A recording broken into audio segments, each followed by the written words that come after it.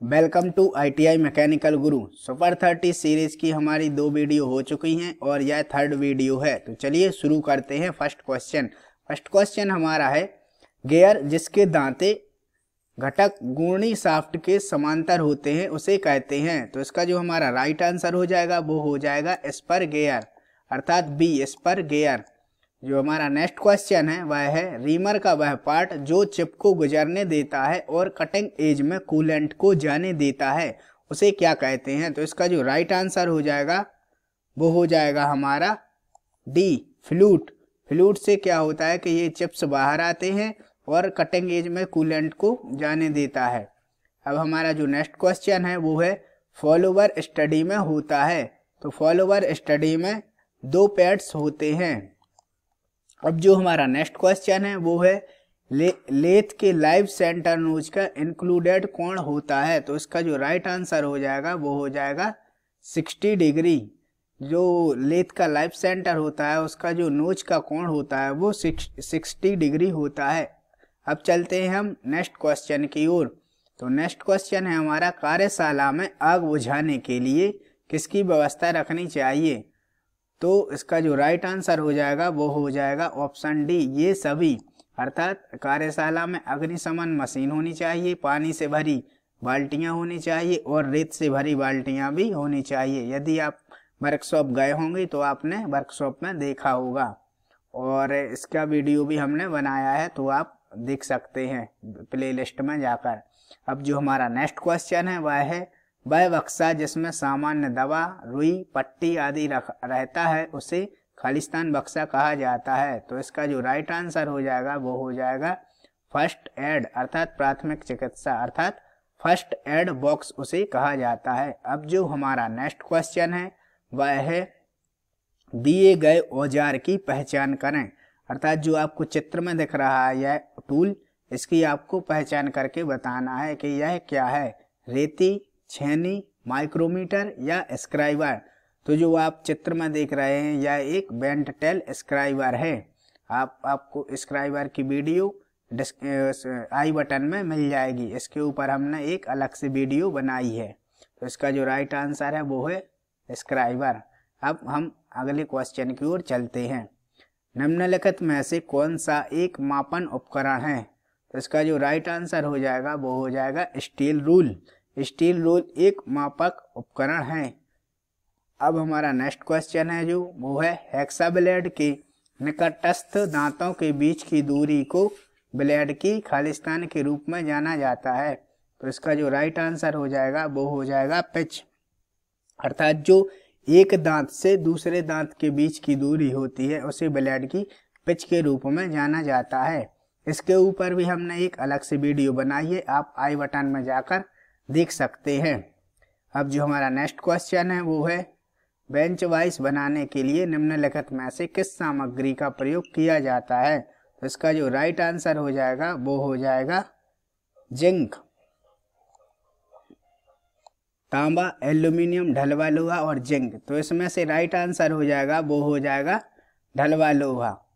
अब हमारा जो नेक्स्ट क्वेश्चन है वो है, चित्र में दर्शाए गए उपकरण का नाम बताइए। तो इसको जो आप चित्र देख रहे हैं उसका नाम बताना है। ये तो आपने वर्कशॉप में देखा ही होगा, तो ये क्या है तो आपको बताना है। तो ये है वर्नियर कैलिपर, आपने जैसा वर्कशॉप में देखा होगा। अब चलते हैं हमारे नेक्स्ट क्वेश्चन की ओर। निम्न में से कौन सा एक सूक्ष्मता मापन उपकरण है। तो इसका जो राइट आंसर हो जाएगा वो हो जाएगा ये सभी। अर्थात जो सूक्ष्मता मापन अर्थात प्रिसीजन मीजरिंग इंस्ट्रूमेंट कौन कौन से हैं, अर्थात सूक्ष्मता से माप कौन कौन कर सकते हैं। तो इसका जो राइट आंसर हो जाएगा vernier caliper, micrometer, vernier bevel protractor. ये तीनों ही सूक्ष्मता से माप करते हैं, तो इसलिए इसका राइट आंसर हो जाएगा ऑप्शन डी, ये सभी। अब जो हमारा नेक्स्ट क्वेश्चन है वो है, 1 सेंटीमीटर में कितने मिलीमीटर होते हैं। तो इसका जो राइट आंसर हो जाएगा वो हो जाएगा 10, अर्थात 10। 1 सेंटीमीटर में कितने मिलीमीटर होते हैं, तो 1 सेंटीमीटर में 10 मिलीमीटर होते हैं। अब जो हमारा नेक्स्ट क्वेश्चन है वो है, वर्नियर बेवल प्रोटेक्टर का प्रयोग खालिस्तान मापन के लिए किया जाता है। तो वर्नियर बेवल प्रोटेक्टर जो होता है उसका उपयोग हम कोण मापने के लिए करते हैं। तो इसका जो राइट आंसर हो जाएगा वो हो जाएगा कोण मापने के लिए। अब जो हमारा अगला क्वेश्चन है वो है किस देश ने 5S प्रणाली को विकसित किया था। तो इसका जो राइट आंसर हो जाएगा वो हो जाएगा जापान। और यदि आपने 5S की वीडियो नहीं देखी है तो आई बटन पर जाकर देख सकते हैं। अब जो हमारा नेक्स्ट क्वेश्चन है वो है किसी उपकरण के टूटने या खराबी से बचाने के लिए किए गए अनुरक्षण कार्य को खालिस्तान कहा जाता है। तो इसका जो राइट आंसर हो जाएगा वो हो जाएगा प्रिवेंटिव मेंटेनेंस अर्थात निवारक अनुरक्षण। अब जो हमारा नेक्स्ट क्वेश्चन है वो है निम्नलिखित में से कौन सा ड्रिलिंग मशीन का एक प्रकार है। तो इसका जो राइट आंसर हो जाएगा वो हो जाएगा ये सभी अर्थात pillar drilling machine, column drilling machine और रेडियल ड्रिलिंग मशीन, ये सभी ड्रिलिंग मशीनों के प्रकार हैं। तो इसका जो राइट आंसर है वो है ये सभी। अब जो हमारा नेक्स्ट क्वेश्चन है वो है निम्न में से कौन सा प्रचालन छिद्र को अधिक सटीक बनाने के लिए किया जाता है। तो इसका जो राइट आंसर हो जाएगा वो हो जाएगा रीमिंग अर्थात जब हम रीमिंग करते हैं तो जो होल होता है उसको बहुत ही परिशुद्धता में बनाया जाता है रीमिंग के द्वारा। अब हमारा जो नेक्स्ट क्वेश्चन है वो है एक ट्विस्ट ड्रिल के सामान्य प्रयोजन कार्य के लिए बिंदु कोण का मान क्या होगा। अर्थात एक जो हमारी ट्विस्ट ड्रिल होती है उस सामान्य कार्य के लिए उसके पॉइंट एंगल का मान पूछ रहे हैं। तो इसका जो राइट आंसर हो जाएगा वो हो जाएगा 180 डिग्री अर्थात 118 डिग्री। इस पर भी जब हमने ये ट्विस्ट ड्रिल वाला चैप्टर पढ़ाया था तो उसमें ये बताया था कि इसका जो सामान्य कार्य के लिए इसका ड्रिल का पॉइंट एंगल होता है वो 118 डिग्री होता है। यदि आपने वह वीडियो नहीं देखी है तो आई बटन पर जाकर देख सकते हैं। अब हमारा जो नेक्स्ट क्वेश्चन है वो है निम्नलिखित में से कौन सी ट्विस्ट ड्रिल का एक हिस्सा है। तो इसका जो राइट आंसर हो जाएगा वो हो जाएगा बोथ बॉडी एंड शैंक अर्थात बॉडी और शैंक दोनों। तो जो ट्विस्ट ड्रिल होती है उसके दो भाग होते हैं बॉडी और शैंक। तो इसका जो राइट आंसर है वो है बॉडी और शैंक दोनों ट्विस्ट ड्रिल के हिस्से होते हैं। अब जो हमारा नेक्स्ट क्वेश्चन है सिंगल पॉइंट कटिंग टूल में कितने कटिंग एज होते हैं। तो इसका जो राइट आंसर हो जाएगा वो हो जाएगा a single point cutting tool में एक कटिंग एज होता है। अब जो हमारा नेक्स्ट क्वेश्चन है वो है इलेक्ट्रिकल डिस्चार्ज मशीनिंग विधि खालिस्तान की मशीनिंग के लिए प्रयुक्त किया जा सकता है। तो इसका जो राइट आंसर हो जाएगा वो हो जाएगा कंडक्टर मटेरियल्स ओनली अर्थात केवल स्वचालक पदार्थों के लिए इलेक्ट्रिकल डिस्चार्ज मशीनिंग विधि प्रयोग की जाती है। अब जो हमारा नेक्स्ट क्वेश्चन है वो है निम्नलिखित में से कौन सी एक गैर पारंपरिक मशीनिंग प्रक्रिया है। तो इसका जो राइट आंसर हो जाएगा वो हो जाएगा ऑप्शन डी अर्थात EDM, ECM और USM, ये सभी हमारी जो होती हैं एक गैर पारंपरिक मशीनिंग प्रक्रिया होती हैं। इनके इस पर भी हम एक अलग से वीडियो बना देंगे। अब जो हमारा नेक्स्ट क्वेश्चन है वो है उन्नत मशीनिंग प्रक्रियाओं में ECM का पूर्ण रूप क्या होता है। तो इसका जो राइट आंसर है वो है option C electrochemical machining ECM का फुल फॉर्म होता है। अब जो हमारा नेक्स्ट क्वेश्चन है वह है निम्नलिखित में से कौन सा सबसे कठोर कटिंग टूल सामग्री है अर्थात सबसे हार्डेस्ट कटिंग टूल मटेरियल कौन सा है।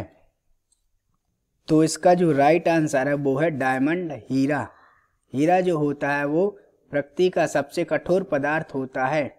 अब जो हमारा नेक्स्ट क्वेश्चन है वो है कटिंग स्पीड खालिस्तान में व्यक्त किया जाता है।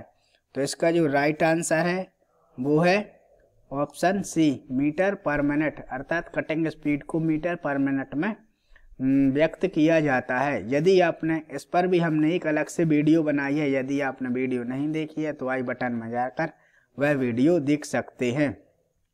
अब जो हमारा नेक्स्ट क्वेश्चन है वो है निम्नलिखित में से कौन सा कारक फीड को नियंत्रित करता है। तो इसका जो राइट आंसर है वो हो जाएगा ऑप्शन डी अर्थात ये सभी अर्थात टूल की जियोमेट्री, कूलेंट का प्रयोग और उपकरण की दृढ़ता, ये जो है कारक जो फीड को नियंत्रित करते हैं।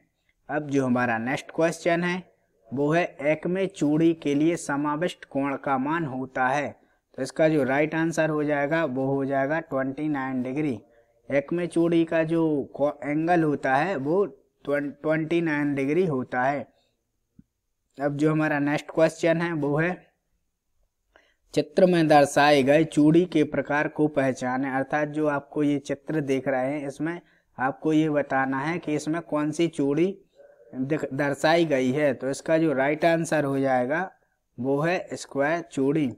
जो आप चित्र में देख रहे हैं इसमें स्क्वायर चूड़ी दिखाई गई है। जो हमारी स्क्वायर थ्रेड होती है वो उसका पिच और डेप्थ बराबर होती है और इसका जो एंगल होता है वो 90 डिग्री होता है। अब हम बात करते हैं नेक्स्ट क्वेश्चन की। तो वो है हमारा एक लेथ मशीन में खालिस्तान की मदद से उत्केंद्र टर्निंग मोड पाना संभव है। अर्थात in a lathe machine it is possible to turn the eccentric turning with the help of. अर्थात जब हम एसेंट्रिक टर्निंग किसकी मदद से कर पाते हैं, तो इसका जो राइट आंसर हो जाएगा वो हो जाएगा ऑप्शन डी। अर्थात 4 जबड़े वाला चक और खराद कैरियर दोनों। अर्थात जो हम फोर्जा चक होता है उससे भी हम एसेंट्रिक टर्निंग कर सकते हैं और जो लेथ का कैरियर होता है, लेथ का जो डॉग कैरियर जिसे हम बोलते हैं, ये 2 प्रकार के होते हैं, बेंट टेल डॉग कैरियर और स्ट्रेट टेल डॉग कैरियर। तो इन दोनों की मदद से ही हम उत्केंद्र टर्निंग कर सकते हैं अर्थात एसेंट्रिक टर्निंग कर सकते हैं। तो यहाँ पर हमारी वीडियो समाप्त होती है।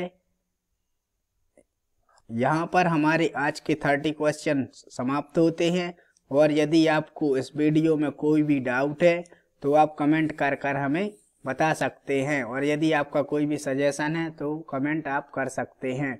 और यदि आप चैनल पर नए हैं तो चैनल को सब्सक्राइब कीजिए। वीडियो अच्छी लगी हो तो लाइक कीजिए, शेयर कीजिए और अपने मित्रों को भी बताइए। और यदि आप चैनल पर नए हैं तो सब्सक्राइब करना ना भूलें। Thanks for watching.